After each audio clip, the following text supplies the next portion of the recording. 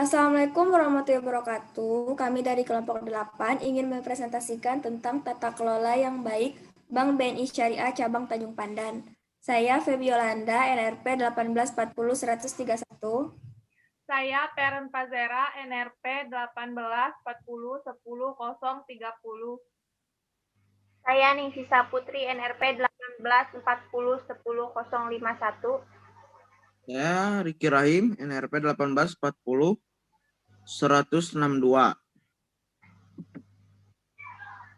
Latar belakang BNI Syariah.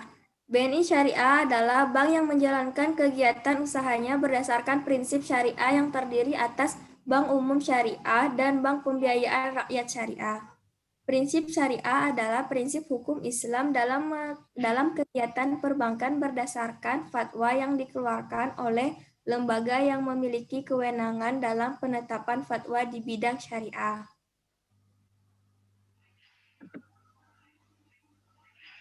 Tujuannya, 1. Untuk mengetahui penerapan akad qard dan akad ijarah pada produk dana talangan haji di PT Bank BNI Syariah Cabang Tanjung Pandan.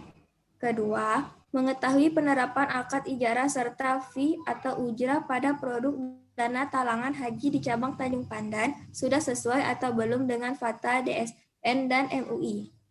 Ketiga, untuk mengetahui kebijakan dari Bank BNI Syariah Cabang Tanjung Pandan terhadap banyaknya hambatan atau masalah yang terjadi. Kajian teoritis. A. Pengertian. PT Bank Negara Indonesia Syariah adalah perusahaan yang bergerak di bidang perbankan yang kegiatannya memberikan pelayanan kepada masyarakat, baik jasa maupun produk perbankan lainnya. BNI Syariah dibentuk secara mandiri melalui tim proyek internal. Pola yang digunakan PT Bank Negara Indonesia Persero Tbk Syariah untuk masuk ke dalam pasar perbankan syariah adalah dual system banking untuk mewujudkan visinya menjadi universal banking. Dual system banking memiliki keunggulan sebagai berikut. Pertama, efisiensi infrastruktur karena dapat memanfaatkan infrastruktur yang ada pada bank induk seperti teknologi, informasi, dan jaringan distribusi. Kedua, dapat melakukan aliansi dengan basinis dalam satu bank induk seperti share database dan cross-selling. Ketiga, sistem manajemen dan operasional bank syariah lebih mudah dan cepat dibuat dengan mengadopsi sistem yang ada pada bank konvensional induknya. Keempat, syariah compliance dapat dipenuhi dengan kebijakan operasional bank syariah, batas maksimum pembiayaan, analisis pembiayaan, dan nisbah yang tersendiri melalui kebijakan otonomi khusus. Selanjutnya yaitu fungsi bank syariah. Menurut Muhammad Syafi'i Antonio, bahwa dalam paradigma Islam, bank syariah memiliki fungsi sebagai berikut. Yang pertama yaitu manajemen investasi. Yang kedua, investasi. Bank Islam menginvestasikan dana yang ditempatkan pada dunia usaha dengan menggunakan alat-alat investasi yang konsisten dengan syariah. Yang ketiga yaitu jasa-jasa keuangan. Bank Islam dapat juga menawarkan berbagai jasa keuangan lainnya berdasarkan upah dalam sebuah kontrak perwakilan atau penyewaan. Yang terakhir yaitu jasa sosial. Konsep perbankan Islam mengharuskan Bank Islam melaksanakan jasa sosial yang sesuai dengan ajaran Islam. Selanjutnya,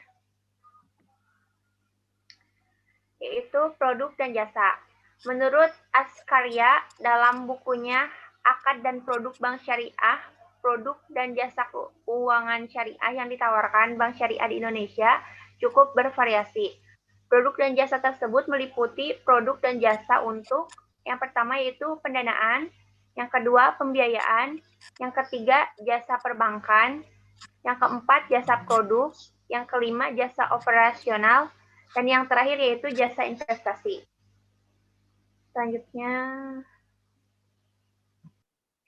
Selanjutnya ada penelitian terdahulu.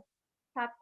Ihdini Maulida Rahmah tahun 2010 dalam penelitian yang berjudul Manajemen Pengelolaan Dana Tabungan Haji pada BNI Syariah Cabang Jakarta Selatan, menjelaskan bahwa pengelolaan dana tabungan haji di Bank BNI Syariah Cabang Jakarta Selatan menggunakan pendekatan pusat pengumpulan dana atau Pool of Fund Approach. Sosialisasi BNI Syariah kepada masyarakat kurang optimal karena BNI Syariah tidak bekerja sama dengan pemerintah dan KBIH dalam hal pengelolaan dana tabungan haji. BNI Syariah hanya sebagai bank penerima setoran atau BPS. Yang kedua ada Miftahul Maulana dan Dana Indra Sensuse tahun 2011 dalam penelitian yang berjudul Perancangan Strategis Sistem Informasi. Studi kasus di Direktorat Jenderal Penyelenggaraan Haji dan Umroh Departemen Agama Republik Indonesia menjelaskan bahwa fungsi SI atau TI pada Ditjen PHU dalam pelayanan haji sudah menjadi satu sistem dalam proses bisnis. 3. Ari Haura tahun 2010 dalam penelitiannya yang berjudul Pengelolaan Dana Haji pada Sukuk Dana Haji Indonesia atau SDHI menjelaskan bahwa dana SDHI digunakan untuk pembiayaan secara umum atau general financing, bukan untuk membiayai proyek atau project financing. Selanjutnya pembahasan. Ada hasil penelitian 1.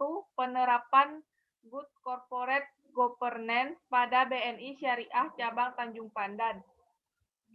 GCG atau tata kelola manajemen yang baik yang diterapkan oleh BNI Syariah Cabang Tanjung Pandan guna meningkatkan kinerja seluruh karyawan dan untuk mencapai tujuan perusahaan dengan visi dan misi telah dimiliki, bisa dipertahankan, bahkan bisa dikembangkan serta menemui penyelesaian masalah-masalah terkait dalam penerapan GCG pada BNI Syariah Cabang Tanjung Pandan. Yang kedua ada Good Corporate Governance berdasarkan prinsip syariah yang diterapkan BNI Syariah Cabang Tanjung Pandan.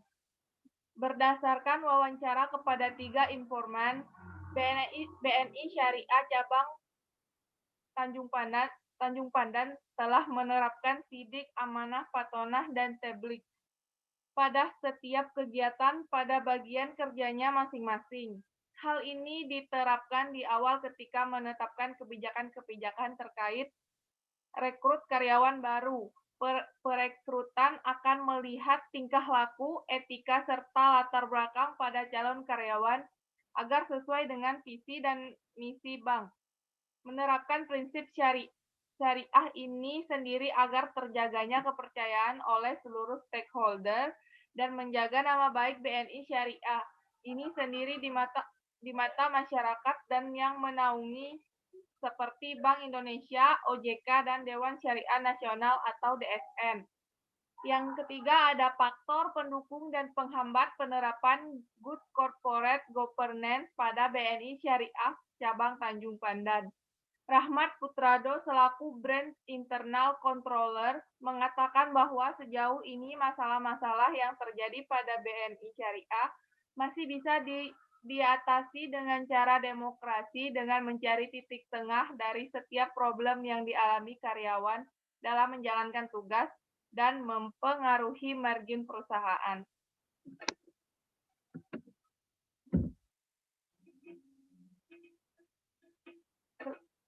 Selanjutnya oleh Ricky. Oke, selanjutnya ada pembahasan. Berdasarkan data yang diperoleh penulis melalui wawancara untuk penelitian ini, maka dapat diuraikan bahwa ini mengenai penerapan GCG jalan prinsip-prinsip syariah yang mendukung pada BNI Syariah Cabang Tanjung Pandan. GCG mulai diterapkan pada BNI Syariah Cabang Tanjung Pandan, yaitu sejak adanya peraturan dari Bank Indonesia. Dalam hal ini, peraturan oleh kantor pusat yang kemudian diturunkan ke kantor cabang untuk dilaksanakan. Setelah peraturan itu keluar, maka wajib bagi seluruh karyawan untuk menerapkan peraturan tersebut tanpa kecuali. Peraturan ini keluar apabila ada salah satu kantor cabang yang melakukan pelanggaran, maka seluruh kantor cabang BNI Syariah yang ada di Indonesia juga ikut melaksanakan peraturan tersebut. Tujuan agar semua kantor cabang syariah mengetahui pelanggaran maupun peraturan yang harus dilaksanakan. Next. Kesimpulan, penerapan serta pemahaman GCG atau tata kelola manajemen yang baik telah diterapkan di lapangan, akan tetapi pada penerapan masih terdapat masalah-masalah yang untungnya masih bisa diatasi dengan cara profesional dan demokrasi. 2.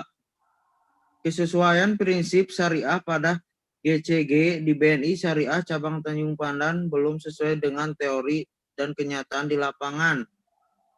Ketiga, dalam penerapan GCG pada BNI Syariah Cabang Tanjung Pandan tidak lepas dari beberapa faktor, yaitu A. Faktor pendukung, keakuratan dan keterbukaan pada dalam menciptakan komunikasi yang baik dalam seluruh karyawan. 2. Pengawasan yang ekstra, karena dengan adanya pengawasan dari pihak audit yang efektif dalam perusahaan untuk meminimalisir setiap penyimpangan yang mungkin akan terjadi. B. Faktor penghambat, kurang efektifnya nasabah dalam menyelesaikan tanggung jawab sehingga menyulitkan karyawan dalam menyelesaikan tugasnya. Kedua, kurang efektifnya kelancaran administrasi dalam kantor pusat ke kantor cabang. 3. Kurang efektifnya penerapan keterbukaan dalam pelaporan BNI Syariah Cabang Tanjung Pandan ke kantor pusat dikarenakan kurang cepat tanggapan karyawan melalui pelapor ke operasional tertentu, biasanya sering terjadi pada bagian marketing atau pembiayaan. Demikian presentasi dari kelompok kami. Mohon maaf apabila ada penulisan maupun pengucapan kata yang salah. Wabillahi taufiq wal hidayah. Wassalamualaikum warahmatullahi wabarakatuh. Waalaikumsalam Waalaikumsalam warahmatullahi wabarakatuh.